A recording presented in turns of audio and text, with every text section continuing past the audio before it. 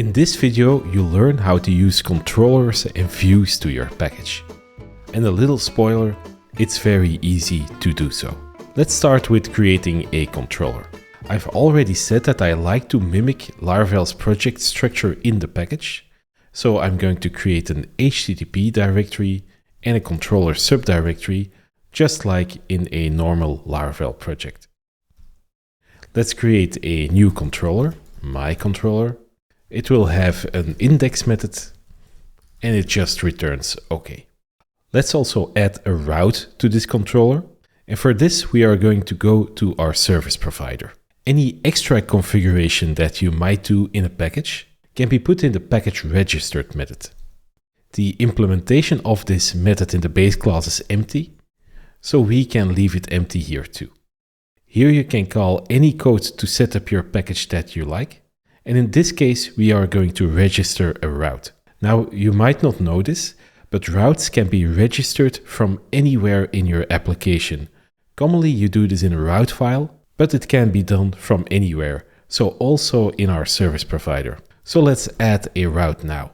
So I'm going to use the route facade. Let's call a get method.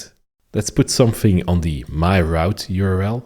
And here we are going to use my controller that we just created. And we added an index method there. Let's write a test for this so we know for sure that this works. So in my feature directory, I'm also going to create an HTTP directory, which has a controllers directory. And here we have a test, my controller test. I don't need this class as I'm using pest. And here we can write our test. Of course, you can store your test wherever you want. Let's name this test, it has a route. And like in a normal Laravel project, you can test out routes by calling get. Then the route URL, we used my route. And we are going to assert that the status code of the response was OK. And we're also going to assert that we see that string OK being returned. So that is that string here.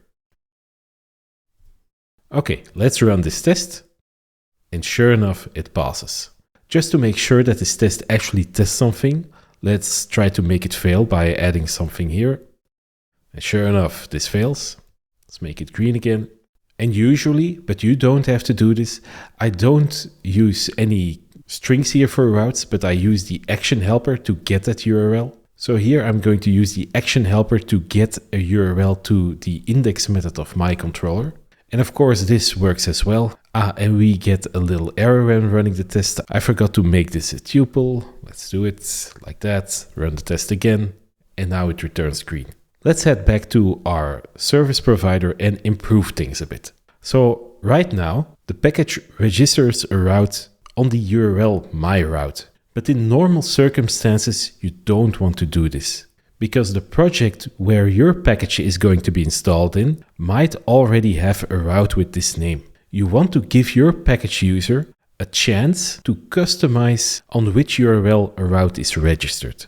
And usually I do this by providing a route macro. Let me show you how it works. So on the route facade, you can call macro.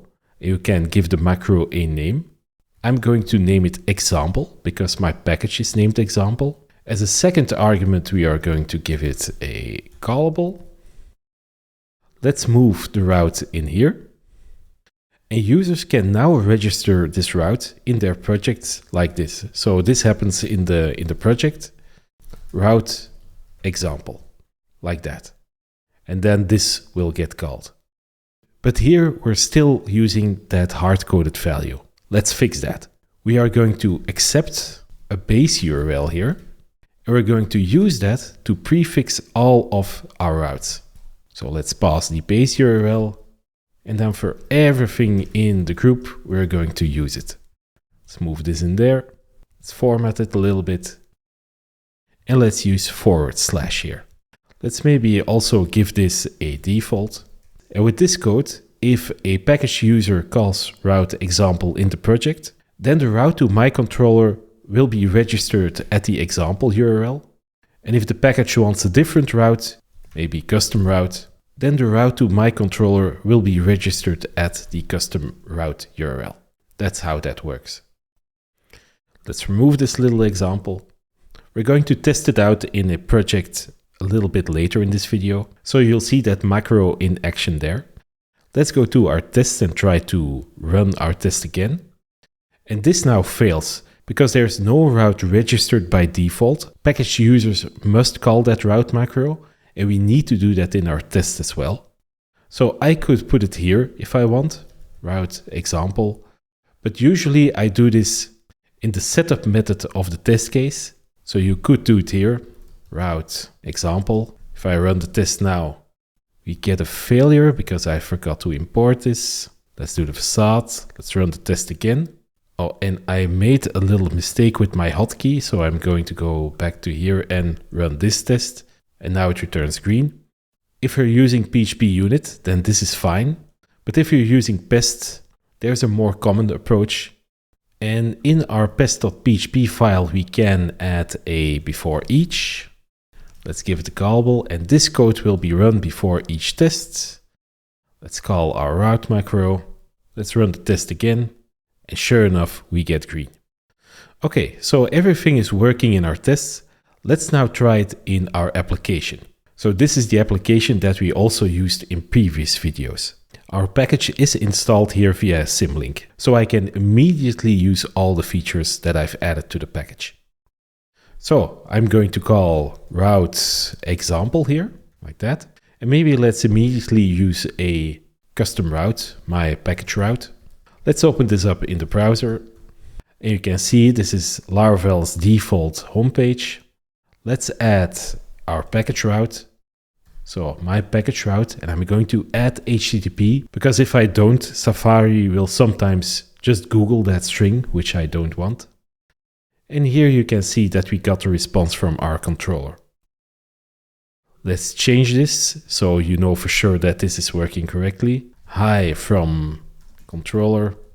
Let's refresh, and sure enough, I get this value.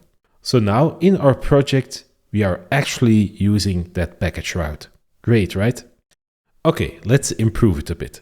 Usually, you're not returning strings from controllers, but views with full HTML. Let's take a look at how we can use views in our package. The first thing that you must do is call hasViews on the package in configure package. So let me uncomment this, and this does all the setup for you. You can see that in our skeleton, we already have a resource directory and a view directory. Here we can create a new plate view. I'm going to call this one package view, but of course you must name it for something that makes sense to you. Let's put hi from the view in the package here. And we can delete this git keep file. This is just for making sure that you get these directories whenever you use our skeleton. And this is how you can call views from a package. You just use the view function and you add the view that you want to return. But as a prefix, we're going to use the package short name. And again, the package short name is the name of the package without the Laravel prefix. So example, and then 2 colons. And this signifies to Laravel that this view should be loaded from this directory. Of course, you could create a subdirectory as well, and then you can use dot notation here. But we're not going to do that for now. Okay, let's run our test again and see what happens. And of course, our test now fails because our controller doesn't return OK now, but it returns hi from the view from the package. So let's update our test. Let's refresh. And this test now works. And of course, when I refresh the page in our project, we're seeing the content of that view as well. Our view now contains a little string, but in normal circumstances, a view will contain a bit of HTML. Most packages will allow to publish the views, so a user can make tiny modifications to it. And by calling that hasViews method in the package service provider, we've already done all the work for you. This will make all views of your package publishable. In the README, you'll also find the instruction on how users should publish the views. So it's this one. So vendor publish is Laravel's command to copy stuff from a package into a project. And the tag that we use here is the package short name. So the name of the package without the Laravel prefix. and we suffix it with views. Let's try it out in our project. Let's paste it here and run it. And you can see that our views directory from the package was copied over to the resources directory in this project. Let's refresh this so you can see it. So in views, a new vendor directory was created with the name of our package and our view inside it. So if I change this to hi from the custom view in the project, we'll see those changes in the browser as well. Let's try it out. And sure enough, we see the new content here. So now our package offers routes, controllers, and views. By using a macro, package users can customize the URL. And through has views, the views are publishable so they can be customized too. And adding all of this is pretty straightforward once you know how to do it.